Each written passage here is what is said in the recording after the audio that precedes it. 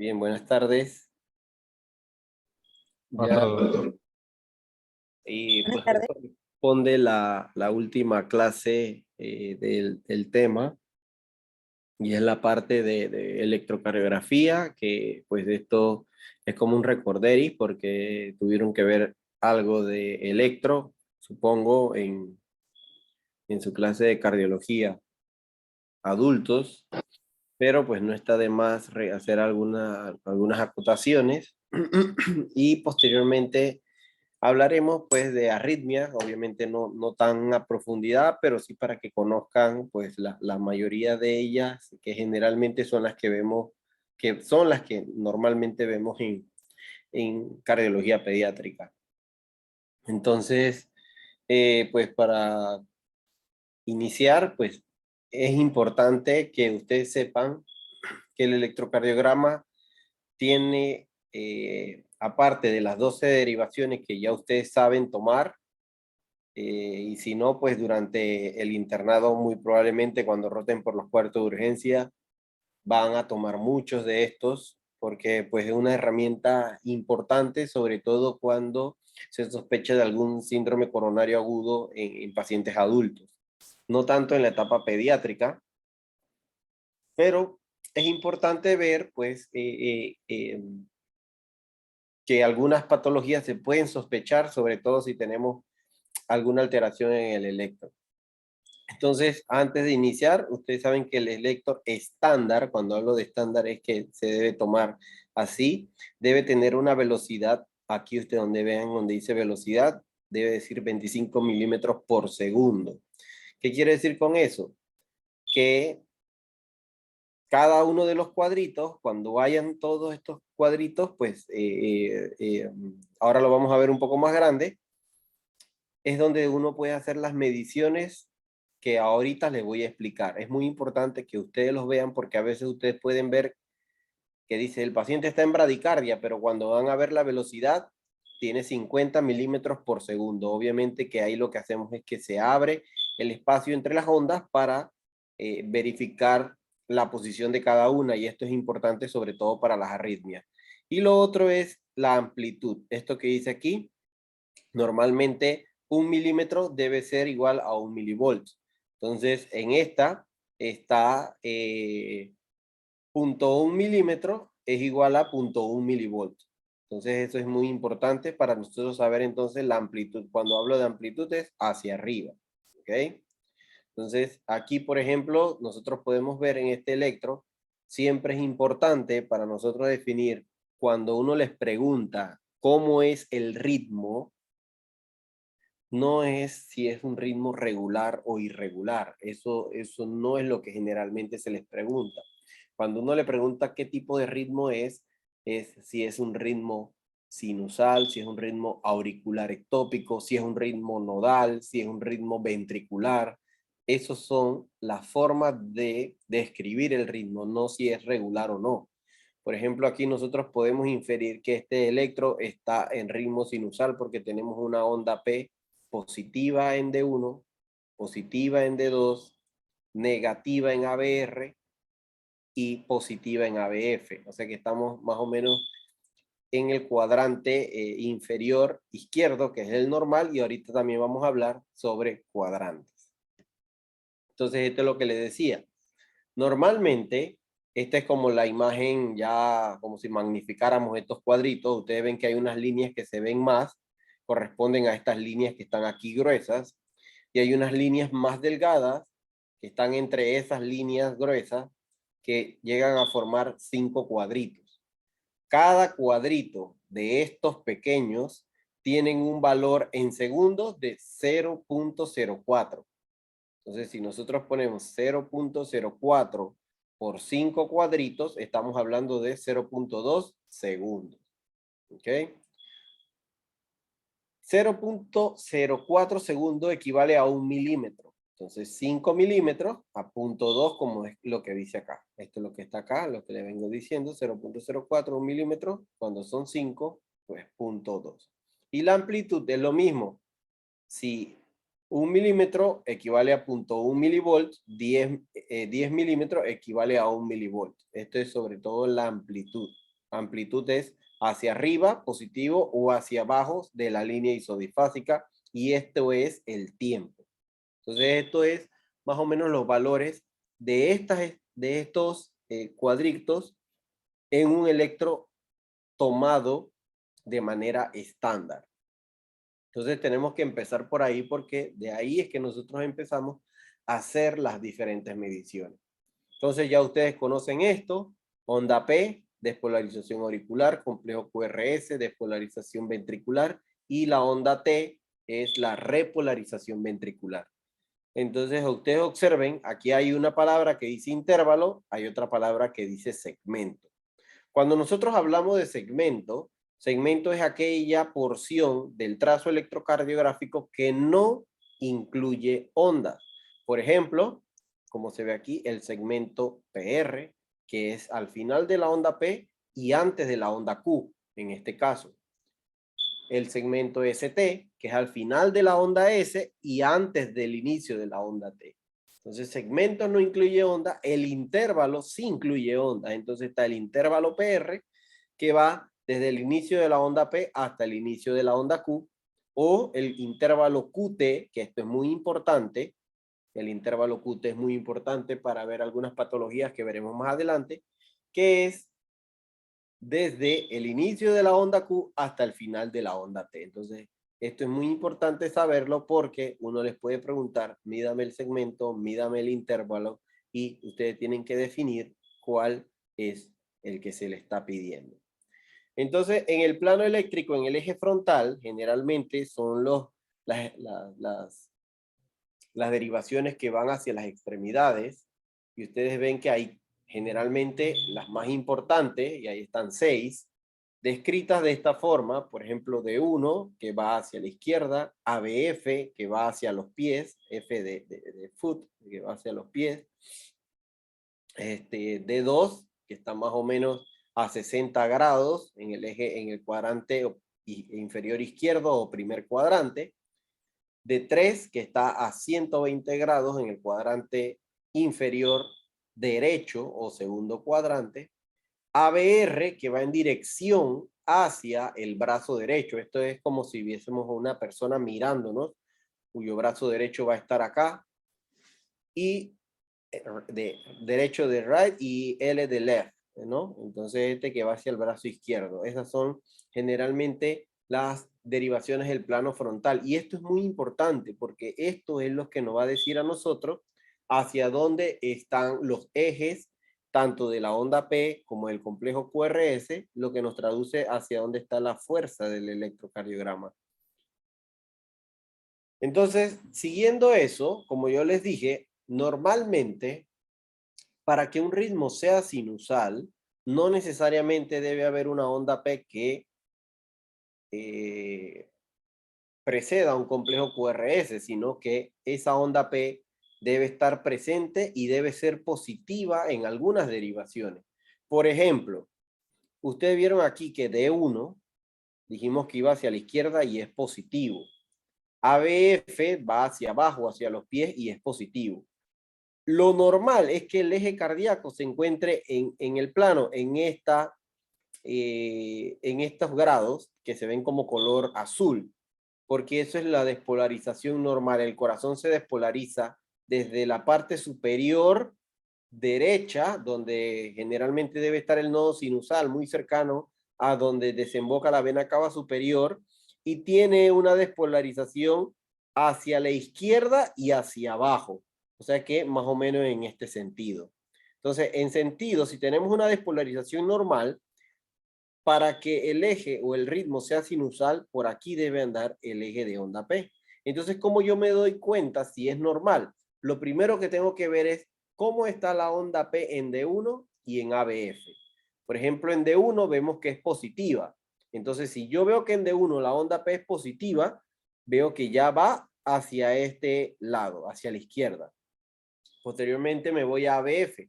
En ABF veo que también es positiva, va hacia arriba, a nivel de la línea isodifásica, va hacia arriba. Entonces yo sé que va también hacia abajo en este sentido. Ya yo sé que mi eje de onda P está entre 0 y 90 grados. Después yo voy a ver D2. ¿Cómo está D2? D2 dice que es positiva. Entonces, este es D2 y ya veo que mi eje anda por aquí, más o menos.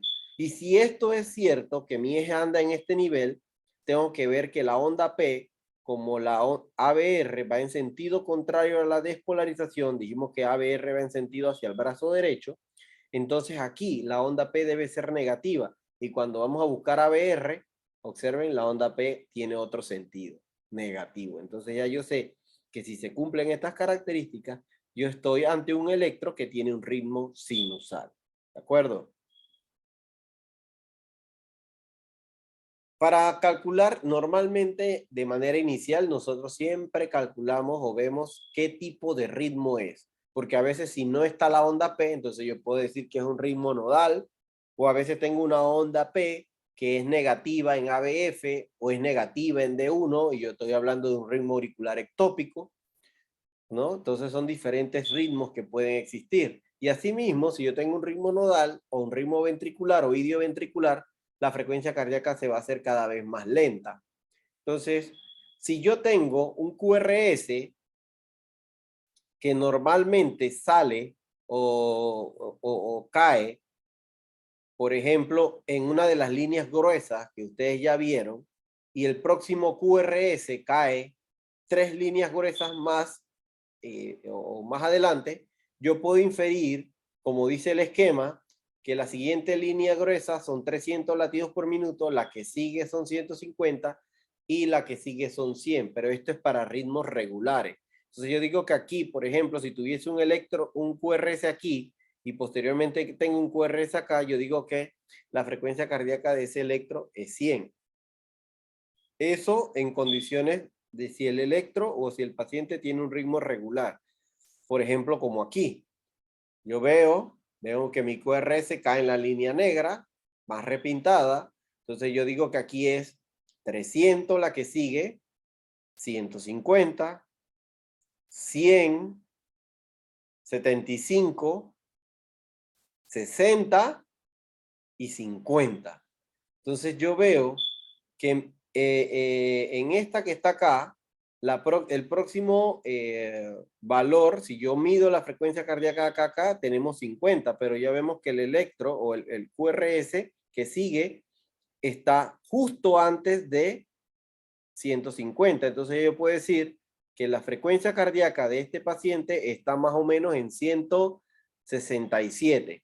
¿Cómo yo sé eso? Porque aquí, si nos vamos a la parte de las rayitas, digo que esta mide 300, esta mide 150, pero no cae justo sobre la raya, sino que una rayita antes. Entonces, para yo saber exactamente el valor, lo que puedo hacer, como es un ritmo regular, divido un número que ya se ha estipulado, que es 1500, y lo divido entre 9. ¿Por qué 9?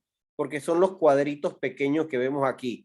Aquí hay 1, 2, 3, 4, 5, 6, 7, 8, 9. Ahora hagan el ejercicio, dividan 1500 entre 9.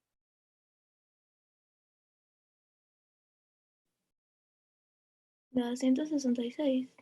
166. Entonces ya yo sé, a grosso modo, de manera inicial, yo vi el electro y dije es 300, 150, pero no cae en 150, es más de 150. Entonces yo quiero saber el valor exacto, divido 1500 entre 9 cuadritos que hay entre este QRS y este QRS. Entonces el valor es 166.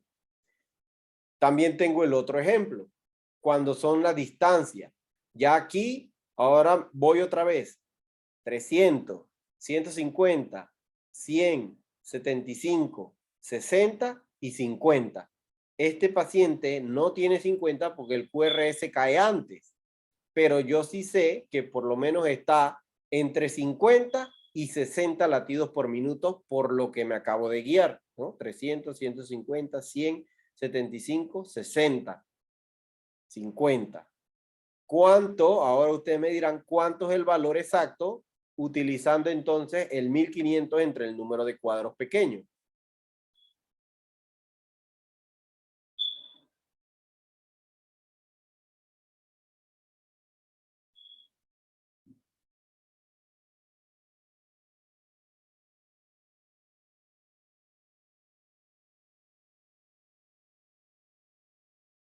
54, doctor. Exactamente, 54. Entonces, yo sé que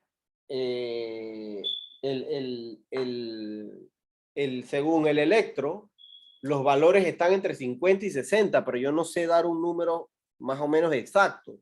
Pero a grosso modo yo puedo decir inmediatamente, está entre 50 y 60. Ya después me voy a la otra, utilizando la otra forma de dividir 1500 entre el número de cuadritos pequeños, que aquí más o menos representaría más o menos 28 cuadros o 28 cuadros y medio. O sea, ahí no hay tanto problemas en esa parte, pero ya para decir una frecuencia más exacta, dependiendo de la edad, digo, para toda la parte pediátrica, ya 54 ya estaríamos hablando de bradicardia, en este caso sinusal. Entonces, esta es una forma de nosotros decir cómo va o cómo calcular la frecuencia cardíaca en los pacientes, sobre todo cuando tenemos un ritmo de manera regular.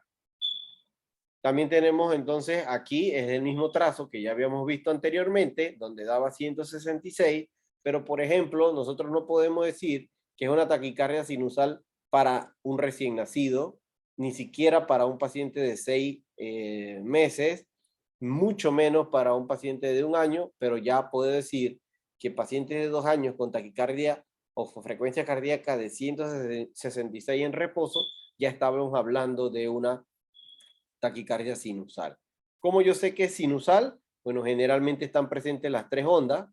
Tengo la onda P, el complejo QRS y la onda T. Solo que va a una velocidad mayor de lo esperado para su edad. Y como ustedes ven aquí, entre más grandes seamos, la frecuencia cardíaca es más lenta.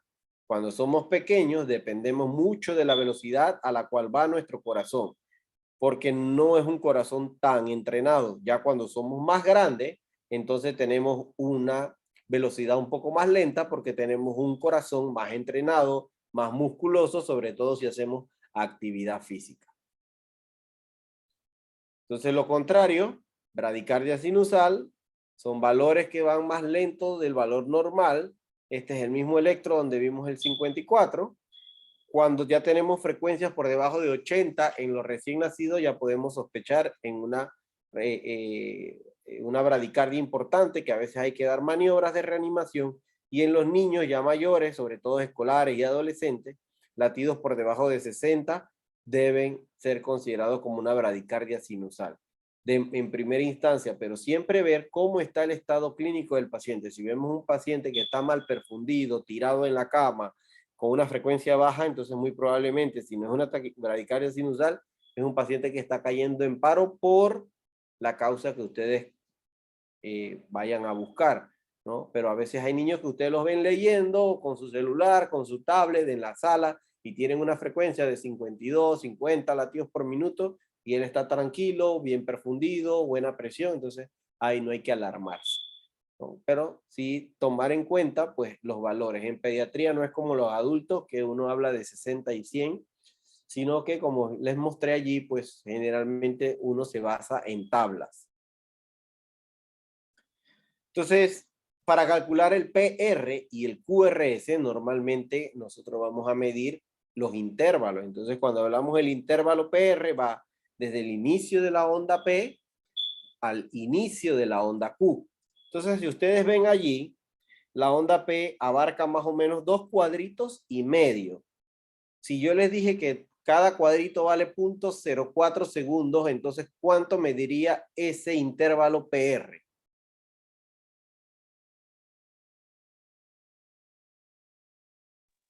0.10 segundos. 0.10 segundos, exacto, 0.1 segundo, exactamente. Ese sería el valor. Entonces, ustedes lo que hicieron fue que 0.04 por 2.5 y esa es la respuesta. Entonces, para el QRS, lo mismo. Desde el inicio de la onda Q al término de la onda S. Entonces, aquí involucra 2 cuadritos.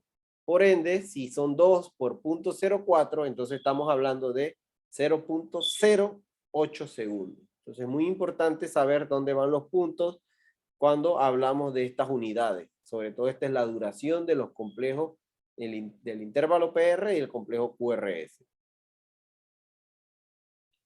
El eje eléctrico, bueno, así como sacamos el eje de la onda P, normalmente así mismo se saca el eje eléctrico. Hay que ver cómo está el complejo QRS en D1 y en ABF.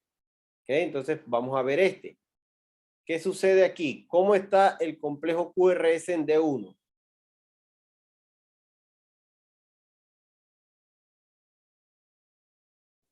Isodifásico, doctor. Isodifásico, exactamente.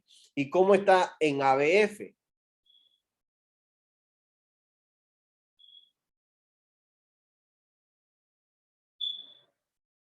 ¿Es positivo o negativo? Positivo. Positivo. Positivo. Tiene de ambos, ¿no? Tiene positivo y tiene negativo, pero si este negativo se le resta acá, él queda siendo positivo. Entonces yo puedo inferir, a grosso modo, que el eje eléctrico de este electro en D1, al ser isodifásico, perdón, se anula. O sea que este vector ya no está.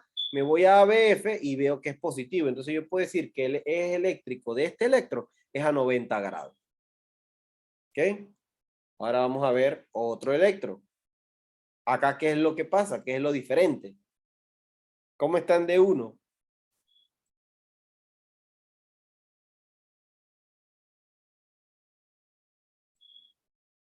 ¿Cómo está el QRS en D1? Positivo. Positivo. Positivo. ¿Y cómo está en ABF? Negativo. ¿Negativo o isodifásico? Isodifásico. ¿Ok? Porque está negativo y aquí está la R positivo. Entonces, este es la otra forma. Al ser isodifásico en ABF, se anula el vector que va hacia los pies y entonces yo puedo decir que este electro tiene un eje a 0 grados. Cuando hay isodifasismo de D1 o ABF, puedo tener el eje a 0 o a 90 grados dependiendo quién sea el isodifásico. Esta es la forma quizás lo más sencillo. Pero ¿qué sucede aquí? ¿Cómo está D1?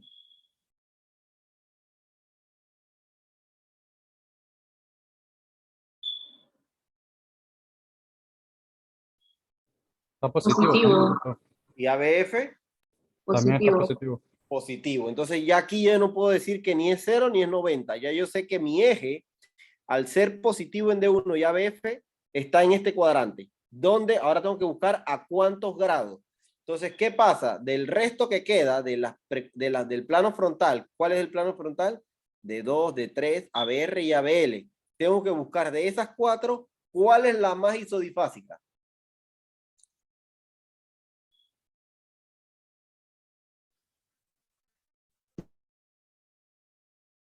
¿Cuál es? Sería El de 3. D3. Ok, entonces ya yo localicé D3 es la más isodifásica. Ahora, pero cuando yo voy a ver D3, D3 cae para acá, fuera de donde yo sé que va a caer mi eje. Pero es que esa isodifásica solo me va a orientar a mí saber quién corta la perpendicular a D3. Si D3 viene aquí, ¿quién es el perpendicular? ABR. Entonces, este eje eléctrico está a más 30 grados.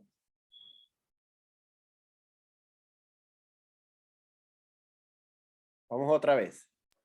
Primero, Una pregunta, doctor. Entonces, esa D3 solo sería para guiarme a ver cuál en realidad es la que corta. la que lo corta. O sea, eso mismo le iba a decir. Normalmente, primero veo cómo está el QRS en D1, independientemente este electro está patológico porque tiene un bloqueo de rama, una rama izquierda, pero aquí es positivo en D1, positivo en ABF. Si yo veo que los dos son positivos, eso debe estar aquí. De alguna forma debe estar el eje aquí.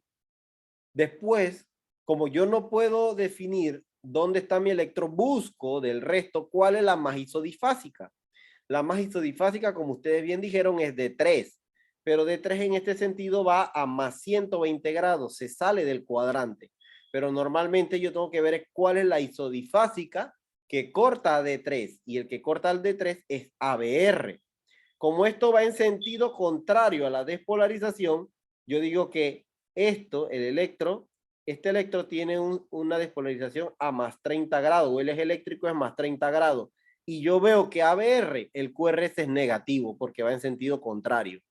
Pero aquí es donde va el eje eléctrico. Ahora les pongo otro ejemplo. Aquí. ¿Cómo está D1? Positivo. Positivo. Positivo. ¿Cómo está ABF? Negativo. Negativo. Negativo. Entonces ya ustedes se ubican hacia dónde va a estar ese eje eléctrico.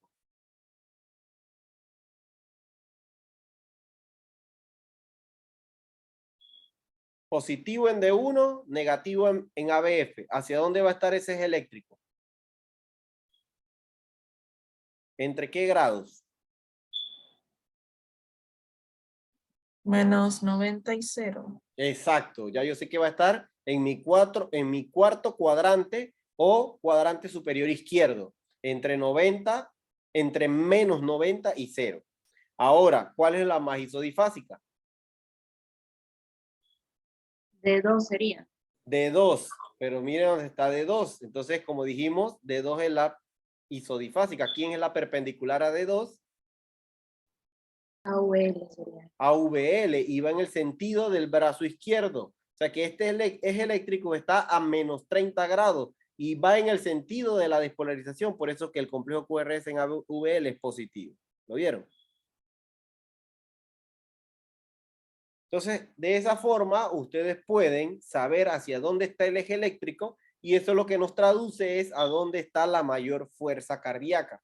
Entonces, los dos últimos electros que vimos son sobrecargas ventriculares izquierdas, que quién sabe qué patología tendrán, pero generalmente son patologías ya del adulto.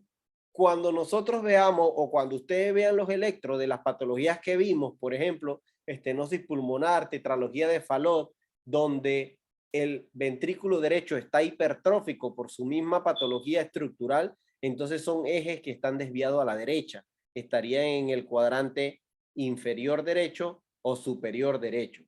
Los cuadrantes se nombran así: primer cuadrante, segundo cuadrante, tercer cuadrante o cuarto cuadrante. Hay otros que lo llaman como inferior izquierdo, inferior derecho, superior derecho, superior izquierdo. Este también se le llama extrema derecha, a la derecha, normal, a la izquierda. Entonces, todos esos nombres ustedes cuando estudien pueden verlo, pero ustedes tienen que saber exactamente a qué cuadrante se están refiriendo. ¿Ok? Porque no me pueden decir que es el cuadrante inferior derecho y es el cuadrante número 3, porque ustedes empezaron a contar que este es el primero, el segundo y el tercero. Entonces, eso tienen que tenerlo muy claro. ¿De acuerdo? Muy bien, entonces el QT es muy importante porque en base a ello, este es el periodo donde se da la repolarización ventricular. Y si nosotros tenemos algún estímulo que caiga allí en el periodo refractario relativo o el periodo refractario absoluto, puede desencadenar entonces una actividad arritmogénica. Entonces, en los adultos, por ejemplo, si todos nosotros, ustedes y yo, nos tomamos un electro, solo medimos el QT y listo. ¿Cuánto mide el QT? Y no pasa nada. Pero en pediatría, al tener frecuencias mucho más altas, variables según la edad, entonces el QT hay que corregirlo. ¿Qué es corregirlo? Cuando uno habla de corregido, simplemente uno dice que es corregirlo en base a la frecuencia cardíaca. Hay 3 métodos. No les voy a pedir que ustedes sean cardiólogos y se aprendan todo. Vamos a aprendernos este que es el más usado, el de Bassett, que quiere decir el QT medido entre o sobre la raíz cuadrada del RR previo. Y ahorita vamos a ver qué significa eso. Fíjense, entonces, aquí vean otra vez otro electro. Vemos que este electro, este es más que todo para hacer una esquema, ¿no? Para demostrar. Cuando nosotros medimos el QT, medimos desde el inicio de la onda Q, como se ve aquí, hasta el término de la onda T. Toda esta estructura se llama QT, intervalo QT. Si yo le dijera a un adulto, le tomamos esto, dice que el QT son 320 milisegundos o 0.32 segundos en el adulto. pero dijimos que hay que corregirlo porque se trata de niños. Entonces, recordemos la fórmula que era QT medido sobre la raíz cuadrada del RR previo. Entonces, si yo mido el QT aquí y digo que hay 8 cuadritos, 1, 2, 3, 4, 5, 6, 7, 8, 8 por 0.04 da aquí 0.32 segundos. Entonces tengo que medir el RR previo a esta medición. Entonces aquí dice que hay 1, 2, 3, 4, 5, 6, 7, 8, 9, 10, 11 y 12. Hay 12 cuadros pequeños y ese 12 cuadros yo lo multiplico 12 por 0.04 y da un RR de 0.48. ¿Hasta ahí vamos bien? Pero en la fórmula, dice que es QT entre la raíz cuadrada del RR previo. Entonces, siguiendo esta fórmula, ¿cuánto les da ese QT?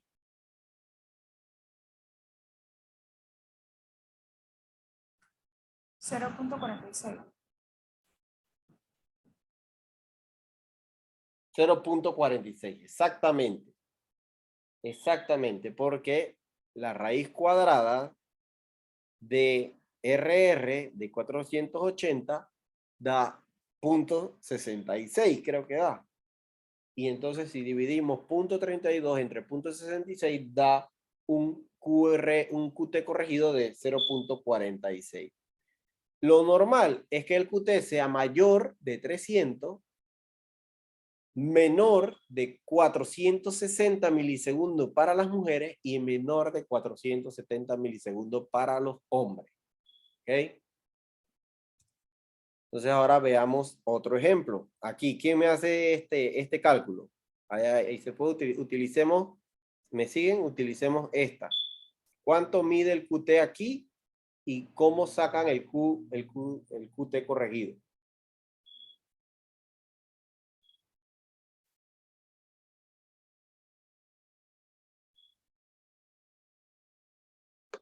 Ahí mide 0.4. 0.4 el QT, ¿cierto? Porque hay 10 cuadritos. Entonces, QT corregido es QT medido que da 0.4 segundos. El RR.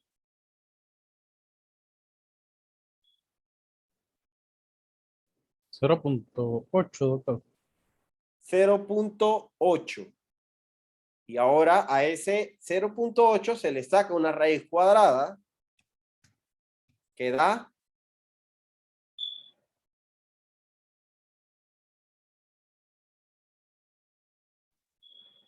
0.89. 0.8944. Y entonces ahora sí, ¿cuánto es el QT? 0.44. 0.447, o sea que este es un QT corregido normal. ¿De acuerdo? Entonces, esto es la forma correcta de sacar el QT corregido en la parte de pediatría. Ya sabemos que para adultos, si ustedes hubieran dicho 0.4, está perfecto, porque ahí no hay que corregir en base a la frecuencia cardíaca, pero en la parte pediátrica sí hay que hacerlo. ¿Ok? Arritmia sinusal. ¿Qué es la arritmia sinusal? Bueno, generalmente la arritmia sinusal traduce que el corazón tiene una adecuada capacidad, por decirlo así, y esto es propio de los niños. Como yo sé que hay una arritmia sinusal, ustedes ven aquí. Pedro, ¿paramos aquí y hacemos una nueva? Hoy vamos a tener como 3 pedazos de estas clases. Sí, doctor, es el mismo día. Ok, listo.